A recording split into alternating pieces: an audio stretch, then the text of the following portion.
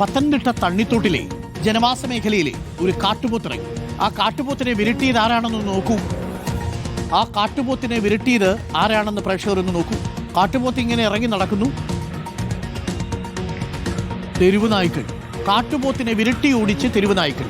ഇന്ന് പുലർച്ചെയാണ് ജനവാസ മേഖലയിൽ കാട്ടുപോത്ത് ഇറങ്ങിയത്. പത്തനംതിട്ടയിലാണ് ജനവാസ മേഖലയിൽ കാട്ടുപോത്ത് ഇറങ്ങുന്നത്. ആ സമയത്താണ് തെരുവുനായ്ക്കളെ കൊണ്ട് അങ്ങനെ ഒരു ഗുണം ഉണ്ടായോ എന്ന് ചോദിച്ചാൽ ഈ ഒരു ഗുണം മാത്രമേ ഉണ്ടായിട്ടുള്ളൂ. ബാക്കിയെല്ലാം തെരുവുനായ്ക്കൾ പണിയാണ് തരുന്നത്. പത്തനംതിട്ട തണ്ണിത്തോട്ടിലാണ് സംഭവം നടന്നിരിക്കുന്നത്. പ്രവീൺ പുരുഷോത്തമനുണ്ട്. പ്രവീൺ പുരുഷോത്തമൻ, ഇന്ന് പുലർച്ചെയാണെന്ന് തോന്നുന്നു അല്ലേ?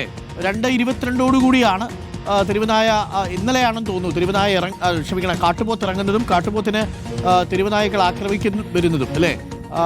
കുറേയൊക്കെ കേട്ട് കാട്ടുപോത്ത് ഭയന്നോടിയിട്ടുണ്ടാവും അല്ലേ?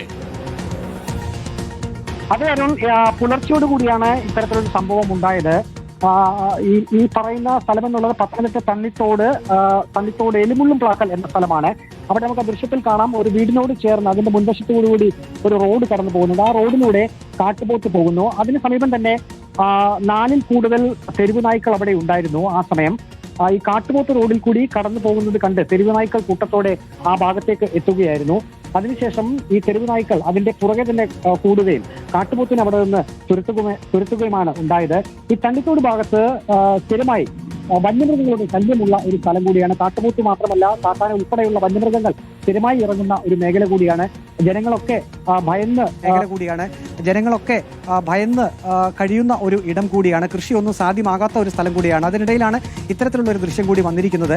ഇത് പുലർച്ചെ ആയതുകൊണ്ട് തന്നെ വലിയ അപകടങ്ങളൊന്നും ഉണ്ടായില്ല. ഒരു പക്ഷേ അത് പകൽ സമയമെല്ലാം ആയിരുന്നുവെങ്കിൽ വാഹനങ്ങളൊക്കെ കടന്നു പോകുന്ന പ്രധാനപ്പെട്ട ഒരു പാത കൂടിയാണത്. നമുക്ക് ആ ദൃശ്യത്തിൽ കാണാം, ആ വീടിനോട് ചേർന്ന് തന്നെയുള്ള ഒരു റോഡ് കൂടിയാണ്, ജനവാസ മേഖലയാണ്. അവിടേക്കാണ് ഇങ്ങനെ ഒരു കാട്ടുപോത്ത് പുലർച്ചെ ഇറങ്ങിയത്. ഏതായാലും തെരുവ് നായ്ക്കൾ അതിനെ ആക്രമിക്കുകയും കാട്ടുപോത്തിനെ അവിടെ നിന്ന് തുരത്തുകയും ചെയ്തിട്ടുണ്ട്. കാട്ടുപോത്ത് ജീവനും കൊണ്ടോടി.